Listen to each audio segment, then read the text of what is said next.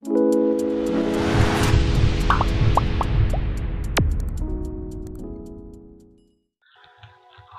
বিষয় অষ্টম শ্রেণীর নভেম্বর মাসের 50 নম্বরের ভূগোলের মডেল অ্যাক্টিভিটি টাস্ক। এই মডেল অ্যাক্টিভিটি টাস্কগুলি এর আগে তোমাদের যত মডেল অ্যাক্টিভিটি টাস্কগুলি করানো হয়েছে সেখান থেকে প্রশ্ন নিয়ে তৈরি করা হয়েছে।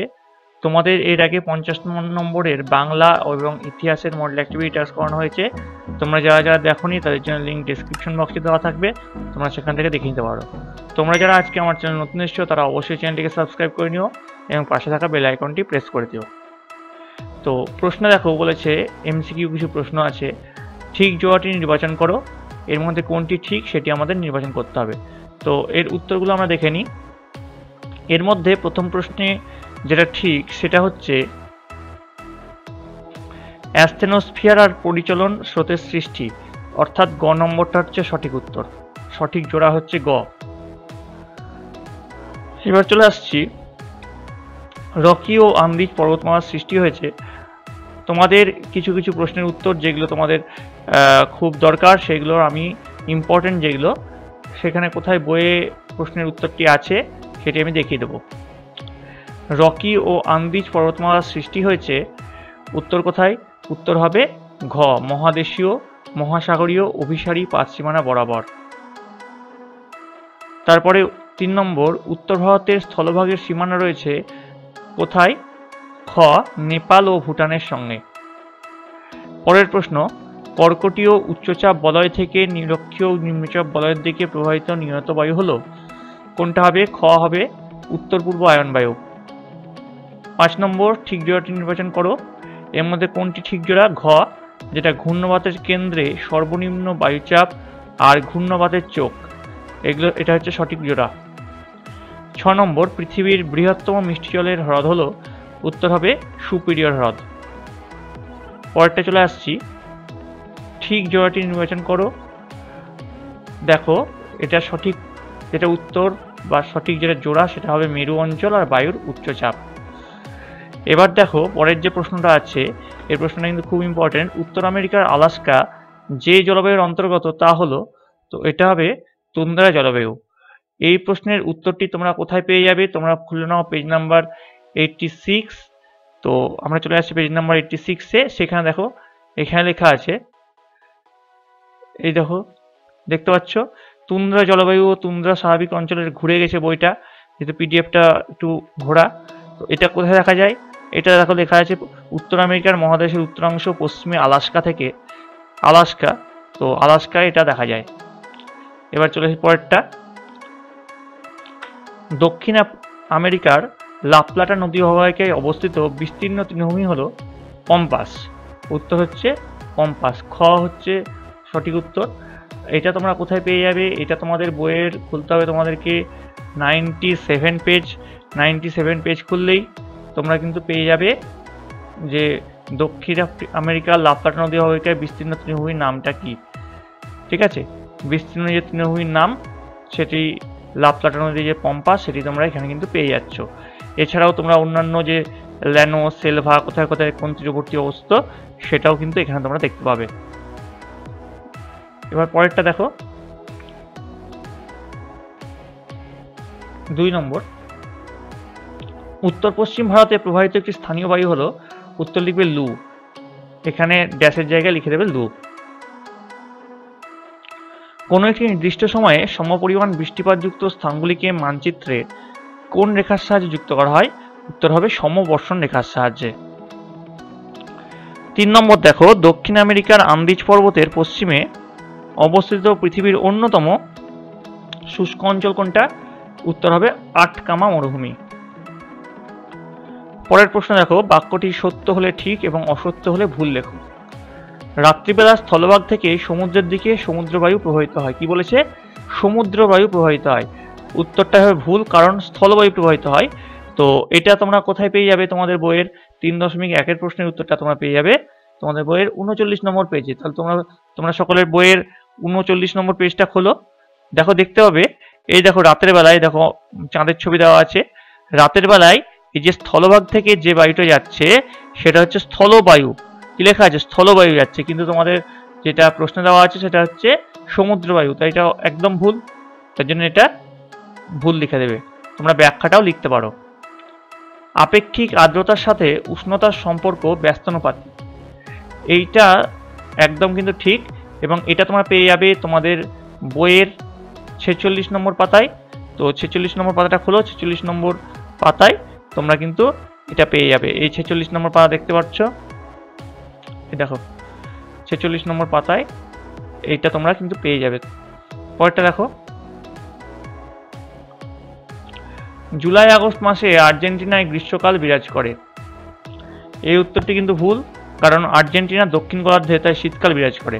এটা যদি উত্তর গোলার্ধে হতো তাহলে কিন্তু এটি গ্রীষ্মকাল বিরাজ করতো, কিন্তু যেহেতু এটা দক্ষিণ গোলার্ধে তার জন্য এখানে শীতকাল বিরাজ করে।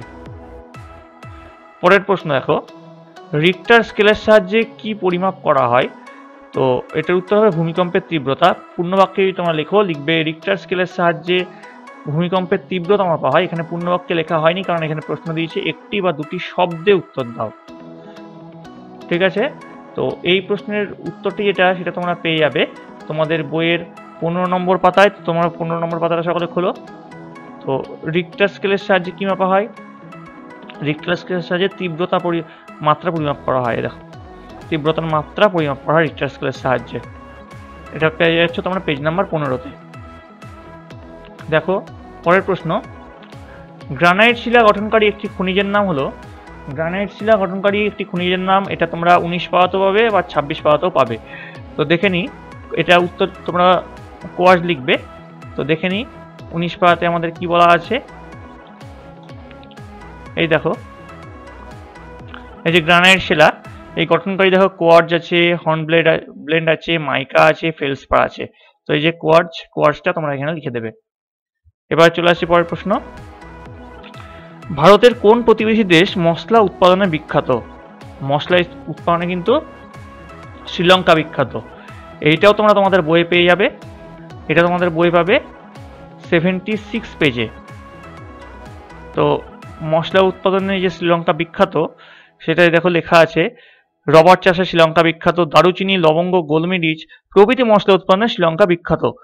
খুব বেশি দারুচিনি উৎপাদনের জন্য শ্রীলঙ্কাকে কি বলা হয়? দারুচিনির দ্বীপ। এটা মনে রাখবে, দারুচিনির দ্বীপ কাকে বলা হয়? শ্রীলঙ্কাকে বলা হয়। চলে আসছি পরের প্রশ্নে, ভূ অভ্যন্তরের কোন স্তরে কিভাবে পৃথিবীর চৌম্বক ক্ষেত্রের সৃষ্টি হয়েছে? তো এই প্রশ্নের উত্তরগুলো কোন পাতায় আছে আমি তোমাদেরকে সব বলে দেবো। তো দেখো উত্তরটাকে দেখে নি। বিজ্ঞানীরা কেন্দ্রমণ্ডলকে দুটি অংশে বিভক্ত করেছেন, যথা অন্তঃকেন্দ্রমণ্ডল ও বহিঃকেন্দ্রমণ্ডল। এই স্তর 2900 কিলোমিটার থেকে 5100 কিলোমিটার গভীর। এর চাপ, তাপ ও ঘনত্ব অন্তঃকেন্দ্রমণ্ডলের তুলনায় কম। এই স্তর অর্ধকঠিন অবস্থায় পৃথিবীর অক্ষের চারিদিকে আবর্তন করে চলেছে। এই বহিঃকেন্দ্রমণ্ডল স্তরে সান্দ্র অবস্থায় থাকা লোহা ও নিকেল প্রচণ্ড গতিতে ঘুরতে ঘুরতে বৈদ্যুতিক ক্ষেত্র তৈরি করছে। সেখান থেকেই সৃষ্টি হয়েছে পৃথিবীর চৌম্বকত্ব। এটা তোমরা পেয়ে যাবে কত পাতায়? এটা পেয়ে যাবে তোমাদের খুব কাছেই আছে, এটা 6 পাতায় তোমরা পেয়ে যাবে। তো 6 পাতাটা তোমরা খোলো, পৃথিবীর চৌম্বকত্ব কীভাবে সৃষ্টি হয়েছে এটা কিন্তু তোমরা এই 6 পাতায় পেয়ে যাবে। এই দেখো, এই 6 পাতায় তোমরা এর উত্তরটি পেয়ে যাবে। পরে দেখো এরপরে চলে আসি পরের প্রশ্নে, পাকিস্তানের জলসেচের সাহায্যে কিভাবে কৃষিকাজ করা হয়? 5.2 এর প্রশ্ন, এটা তোমরা পেয়ে যাবে তোমাদের বইয়ের 77 পাতায়। তো চলে আসছি তোমাদের 77 পাতাতে। দেখো এই যে পাকিস্তানের জলসেচ কৃষিকাজ, এখান থেকে এতটা পড়ে নিবে, তাদের ধারণাটা পেয়ে যাবে। তো এর উত্তরটা আমরা কিভাবে লিখবো দেখে নিই। এর উত্তরটা আমরা লিখব, পাকিস্তানের জলসেচের বিভিন্ন পদ্ধতি। পাকিস্তানে সাধারণত 3টি পদ্ধতির সাহায্যে জলসেচ করা হয়, কূপ ও নলকূপ, পুকুর ও জলাশয়, 3 সেচ খাল। তো কূপ ও নলকূপ সম্বন্ধে কি লিখবে? পাকিস্তানের যেসব অঞ্চলে ভৌম জলের প্রাচুর্য বেশি, অর্থাৎ যেসব অঞ্চলে বৃষ্টির জল পাললিক শিলাস্তর ভেদ করে মাটির নিচে জমা হতে পারে, সাধারণত সেই সব অঞ্চলে কূপ ও নলকূপের সাহায্যে জলসেচ করা হয়ে থাকে। তারপরে দেখো পুকুর ও জলাশয়, এটা সম্বন্ধে কি লিখবে? বর্ষাকালে বৃষ্টির জল প্রাকৃতিক ও কৃত্রিম জলাধার অথবা পুকুরে সঞ্চয় করে রেখে সেচের কাজে লাগানো হয়। পাথুরে ভূমি এবং কঠিন ও অপ্রবেশ্য শিলায় গঠিত অপ্রবেশ্য শিলাস্তর ভেদ করে বৃষ্টির জল মাটির নিচে সঞ্চিত হতে পারে না। তাই পাকিস্তানের বিস্তীর্ণ অঞ্চলে পুকুর বা জলাশয় তৈরি করে তা থেকে সেচ করা হয়। 3 নম্বর দেখো, সেচখাল বা ইরিগেশন ক্যানেল। প্রধানত নদ নদী বহুল অঞ্চলে সেচখালের সাহায্যে জলসেচ করা হয়। সাধারণত সেচখালগুলো দুই রকমের হয়, একটা হচ্ছে নিত্যপ্রবাহ খাল আর একটা হচ্ছে প্লাবন খাল। তাহলে 5.2 এর প্রশ্ন যেটা তোমরা পেয়ে যাচ্ছ 77 নম্বর পাতায়, সেটার উত্তর এভাবে লিখতে হবে। এবার চলে আসছি 5.3। উত্তর আমেরিকার প্রেইরি সমভূমি দুগ্ধশিল্পে উন্নত কেন? তো এর উত্তরটা আমরা পেয়ে যাব সকলে 87 পাতায়, 87 পেজে। সকলে খোলো, 87 পেজে আমরা পেয়ে যাব কেন দুগ্ধ শিল্পে বিখ্যাত। এই দেখো, এখানে তোমাদের যেটা লেখা আছে প্রেরি অঞ্চল কেন দুগ্ধ শিল্পে বিখ্যাত, এখান থেকে এতটা মোটামুটি তোমরা, কারণ এই অঞ্চলে দুগ্ধ শিল্প উন্নত, মোটামুটি একটু পড়ে নিবে, তার ধারণা পেয়ে যাবে। তো এর উত্তরটা আমরা কিভাবে লিখবো? এর উত্তরটা আমরা লিখবো, এটা গ হবে, ঠিক করে নিও, প্রশ্নের বানানটা একটু ভুল আছে। প্রেরি অঞ্চলের বিস্তীর্ণ এলাকা জুড়ে প্রেরি তৃণভূমি অবস্থিত। বসন্তকালে বরফ গলে যাওয়ায় এই তৃণভূমির বিস্তীর্ণ তৃণক্ষেত্রে হে, ক্লোভার, আলফা তৃণ ও ভুট্টা জন্মায়। তাই এই তৃণভূমি পশুচারণ ক্ষেত্র হিসেবে বিখ্যাত। পশুজাত দ্রব্য যেমন দুধ ও দুগ্ধজাত দ্রব্য সংরক্ষণের জন্য এখানে উন্নত মানের হিমগার গড়ে উঠেছে। এই কারণে এই অঞ্চলের দুগ্ধশিল্প উন্নত। দেখো, সেইটাই তোমাদের এখানে আছে, বিখ্যাত, পুরোপুরি একই কথা এটা লেখা আছে, তো সেখান থেকে তুলে আমি প্রশ্নের উত্তরটাই তোমাদের লিখে দিয়েছি। তারপর দেখো পরের প্রশ্ন, সব মেঘ থেকে বৃষ্টি হয় না কেন? তো এর উত্তরে তোমরা কি লিখবে? সব মেঘ থেকে কেন বৃষ্টি হয় না? তো আগে দেখে নিই এই উত্তরটা তোমরা কোথায় হবে। এই উত্তরে তোমরা হবে 46 পেজে। 46 পেজে চলে যাও। দেখো, এই যে অধঃক্ষেপণের এই অংশটা, সব মেঘ থেকে কেন বৃষ্টি হয় না, সেটা এইখান থেকে একটু মোটামুটি পড়ে নিবে, তাহলেই তোমরা কিন্তু এর ধারণাটা পেয়ে যাবে। তো এই উত্তরটা কিভাবে লিখবো আমরা দেখে নিই। সব মেঘ থেকে বৃষ্টি হয় না, তার কারণগুলি হলো, বায়ুতে ভাসমান জলীয় বাষ্প ঘনীভবন প্রক্রিয়ায় সর্বপ্রথম জলকণায় পরিণত হয়, যেগুলি মাধ্যাকর্ষণ শক্তির টানে পৃথিবী পৃষ্ঠে ঝরে পড়ে। মেঘগুলি এদিক ওদিক ভেসে থাকলে মেঘকণাগুলি সংযুক্ত হওয়ার সুযোগ পায় না, জলকণায় পরিণত হয় না। এর উপর অভিকর্ষ টান থাকে না, ফলে বৃষ্টিপাত হওয়ার পরিস্থিতি তৈরি হয় না। 2 নম্বর, সবসময় জলকণার ব্যাস বেশি হয় না, ফলে সেগুলি মাটিতে পড়ে না। 3 নম্বর, বায়ুর আপেক্ষিক আর্দ্রতা অধিক না হওয়া পর্যন্ত তার জল ধারণ ক্ষমতা থাকে, তখন বৃষ্টিপাত হয় না। এইটুকু এর উত্তর লিখে দিলেই হয়ে যাবে। এবার দেখো 6.1, নিচের প্রশ্নগুলির উত্তর দাও। এই যে তোমাদের প্রশ্ন এখানে দেখো, প্রশ্নটা বের করছি, এখানে প্রতিটি প্রশ্নের মান আছে 3 করে, 3 করে প্রতিটি প্রশ্ন। ও অভিসারী পাতসীমানাকে কেন বিনাশকারী পাতসীমানা বলা হয়, উদাহরণসহ ব্যাখ্যা করো। তো এটা তোমাদের পেয়ে যাবে তোমাদের বই 8 নম্বর পেজে, সেখান থেকে এটা করা হয়েছে। দেখো, এখান থেকে লিখে দেবে, এই যে অভিসারী বা বিনাশকারী পাতসীমানা বলা হয়। তো অনেক সময় দুটি পাত পরস্পরের দিকে অগ্রসর হয় এবং পাতের সংঘর্ষ ঘটে। দুটো পাতের মধ্যে অপেক্ষাকৃত ভারী পাত হালকা পাতের নিচে প্রবেশ করে, এর ফলে নিমজ্জিত পাতটির গলন হয়, সমুদ্রঘাত সৃষ্টি হয় ও ভূত্বকের বিনাশ ঘটে। এই অঞ্চলে প্রতিনিয়ত ভূমিকম্প ও অগ্নুৎপাতের ঘটনা দেখা যায়। দুটো পরস্পরমুখী পাত সামুদ্রিক হলে তাদের উপর পলি ভাঁজ খেয়ে দ্বীপ ও দ্বীপপুঞ্জ সৃষ্টি হয়। প্রশান্ত মহাসাগরের পশ্চিম উপকূল বরাবর জাপান ও সন্নিহিত দ্বীপপুঞ্জ এভাবে গড়ে উঠেছে। পাত দুটোর একটি সামুদ্রিক ও একটি মহাদেশীয় হলে মাঝের পলি ভাঁজ খেয়ে ভঙ্গিল পর্বতশ্রেণী সৃষ্টি করে। আমেরিকার পশ্চিমভাগের রকি ও আন্দিজ পর্বতমালা এইভাবেই সৃষ্টি হয়েছে। আবার পাত দুটো মহাদেশীয় হলে সংঘর্ষের ফলে মাঝের সংকীর্ণ সমুদ্রের পলি ভাঁজ খেয়ে ভঙ্গিল পর্বতের সৃষ্টি হয়। এইভাবে ইউরেশীয় ও ভারতীয় এই দুই মহাদেশীয় পাতের মাঝে পৃথিবী সাগরের পলি ভাঁজ খেয়ে হিমালয় পর্বতের সৃষ্টি করেছে। এই ধরনের পরস্পরমুখী পাতসীমানাকে অভিসারী বা বিনাশকারী পাতসীমানা বলা হয়। ঠিক আছে, তাহলে তোমরা এটা সকলে বুঝতে পারলে। এবার চলে আসছি পরের প্রশ্ন।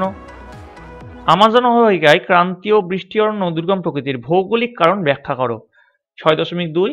6.2 এর উত্তরটা তোমরা পেয়ে যাবে তোমাদের বইয়ের 104 নম্বর পেজে। তাহলে 104 নম্বর পেজটা সকলে খোলো। সে প্রশ্নটি আছে অ্যামাজন অববাহিকায় ক্রান্তীয় বৃষ্টি অরণ্য দুর্গম প্রকৃতির, ভৌগোলিক কারণ ব্যাখ্যা করো। তো এই যে এই এই পাতাটা তোমরা ভালো করে পড়বে, সেখানে পড়লেই তোমরা ভৌগোলিক কারণটা ভালো করে বুঝতে পারবে। তো এর উত্তরটা আমি লিখে দিয়েছি, দেখো। আমাজন নদী অববাহিকায় অধিকাংশ স্থান জুড়েই চিরহরিৎ বৃক্ষের বনভূমি দেখা যায়। নিরক্ষরেখার উভয় পাশে অবস্থিত হওয়ায় এখানে সারা বছর প্রচুর উষ্ণতা ও বৃষ্টিপাত হয়। এখানে ঘন চিরহরিৎ গাছের বনভূমি সৃষ্টি হয়েছে। এই অরণ্যকে ক্রান্তীয় বৃষ্টি অরণ্য বলে। আমাজন নদী অববাহিকা জুড়ে অবস্থিত এই অরণ্য পৃথিবীর নিবিড়তম ক্রান্তীয় বৃষ্টি অরণ্য।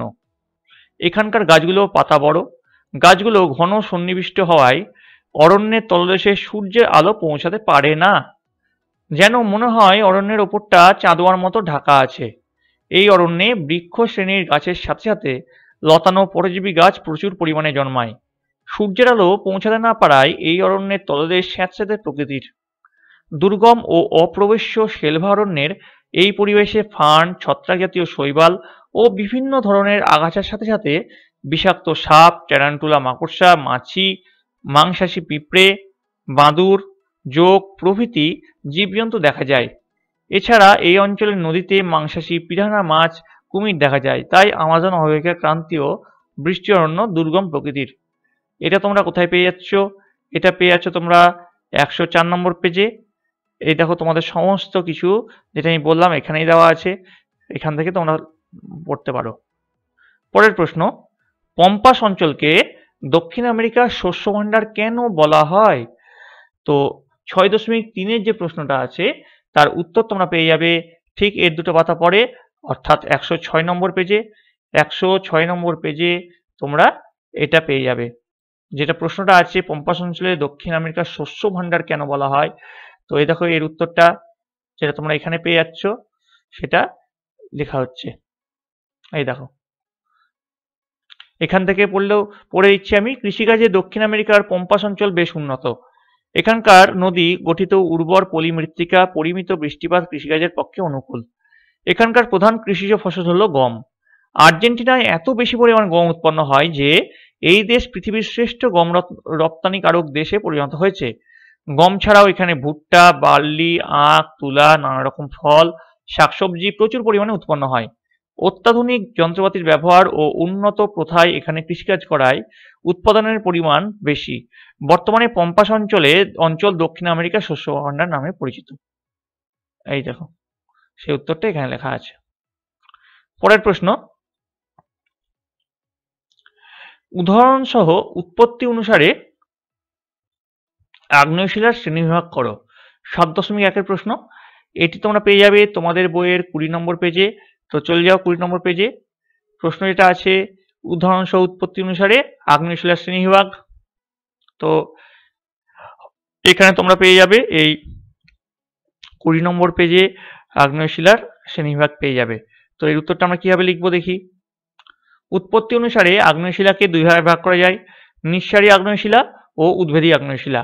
উদ্ভেদী আগ্নেয়শিলাকে আবার দুই ভাগে ভাগ করা যায়, যথা উপপাতলিক শিলা ও পাতালিক শিলা। তো দেখো এইভাবে তোমরা করবে।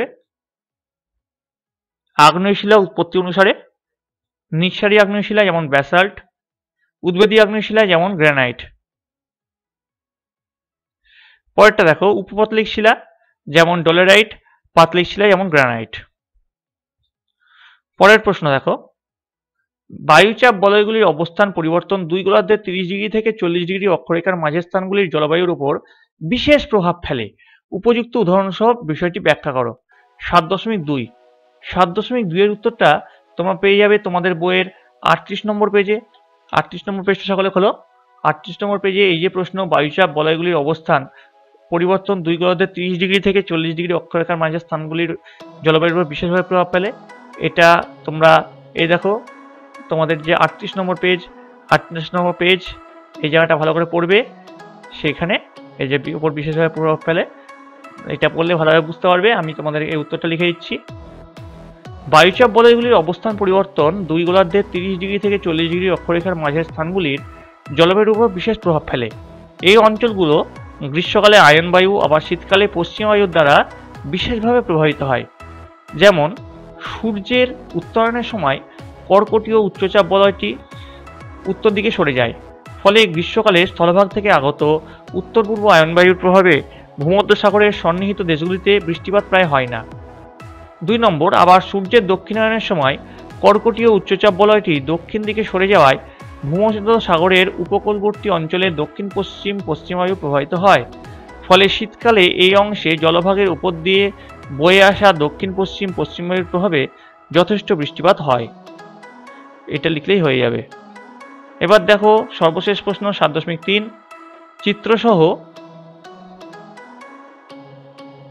শৈলোৎক্ষেপ বৃষ্টিপাত সৃষ্টির প্রক্রিয়াটি বর্ণনা করো। উত্তর লিখবে, এটা আমরা কোথায় পেয়ে যাবো আগে দেখে নিই। এটা আমাদের বইয়ের 47 পেজ, এটা আমরা খুলে নিই। এটা 47 পেজে দেখতে পাচ্ছ শৈলোৎক্ষেপ বৃষ্টিপাত। এই যে এইটুকু লিখলে আমরা হয়ে যাবে। তো এর উত্তরটা আমরা দেখো এখানে লিখে দিয়েছি। এই যে সমুদ্রের দিক থেকে আসা জলীয় বাষ্পযুক্ত আর্দ্রবায়ুর প্রবাহ পথে আড়াআড়িভাবে কোনো পর্বত বা উচ্চভূমি অবস্থান করলে ওই বায়ু পর্বতে বাধা পেয়ে ওই পর্বতের ঢাল বেয়ে উপরের দিকে উঠে যায়। ঊর্ধ্বগামী এই বায়ু ক্রমশ প্রসারিত হয় ও ঠান্ডা হয়। আরও উপরে উঠলে এই বায়ু সম্পৃক্ত হয়ে পড়ে এবং ঘনীভূত হয়ে বৃষ্টিপাত ঘটায়। এই বৃষ্টি হলো শৈলোৎক্ষেপ বৃষ্টিপাত। পর্বতের যে ঢাল বরাবর বায়ু উপর দিকে উঠে ও বৃষ্টিপাত ঘটায় তাকে বলে প্রতিবাদ ঢাল, আর এর বিপরীতে যে ঢাল বরাবর বায়ু নিচের দিকে নামে সেই ঢাল হলো অনুবাদ ঢাল। দেখো তোমরা এই ছবিটাও আঁকতে পারো, আবার এই ছবিটাও আঁকতে পারো। আবার দেখো তোমাদের বইয়ে এই যে সুন্দর করে একটা ছবি আঁকা আছে, এই ছবিটাও তোমরা আঁকতে পারো। দেখো পরের কি লিখবে, প্রতিপাদ ঢালে প্রচুর বৃষ্টিপাত ঘটানোর পর বায়ু যখন পর্বতের অনুবাদ ঢালে পৌঁছায় তখন সেই বায়ুতে জলীয়বাষ্পের পরিমাণ কমে যায়। এছাড়া বায়ু যত নিচের দিকে ঢালের উষ্ণতর স্থানে নামতে শুরু করে বায়ুর উষ্ণতা তত বাড়তে থাকে। ফলে বায়ুর জলীয়বাষ্প ধারণের ক্ষমতা বৃদ্ধি পাওয়ায় বায়ু অসম্পৃক্ত হয়ে পড়ে। এই কারণে অনুবাদ ঢালে প্রতিবাদ ঢাল অপেক্ষা বৃষ্টিপাত খুবই কম হয়। এই প্রক্রিয়ায় সৃষ্ট বৃষ্টিপাত হলো শৈলোৎক্ষেপ বৃষ্টিপাত। এই দেখো তোমাদের বইয়ে পুরোপুরি খুব সুন্দরভাবে এটা দেওয়া আছে। তাহলে তোমাদের ভূগোলের যে মডেল অ্যাক্টিভিটি টাস্ক সেটি কমপ্লিট হলো। এরপরে আজকেই তোমাদের যে বাকি যে সাবজেক্টগুলো আছে যেগুলো থেকে গেল সেগুলো নিয়ে আসা হবে। তার জন্য তোমাদের অবশ্যই এই চ্যানেলের সামনে যুক্ত থাকতে হবে, এবং যদি তোমাদের ক্লাসগুলি ভালো লেগে থাকে তাহলে অবশ্যই একটি লাইক দিবে এবং চ্যানেলটিকে সাবস্ক্রাইব করে নেবে। এছাড়া কখন কোন ক্লাস হবে সেটি জানার জন্য তোমাদের জন্য একটি টেলিগ্রাম গ্রুপ খোলা হয়েছে এবং ফেসবুক পেজ খোলা হয়েছে, তোমরা সেখান থেকে আপডেট পেয়ে যাবে।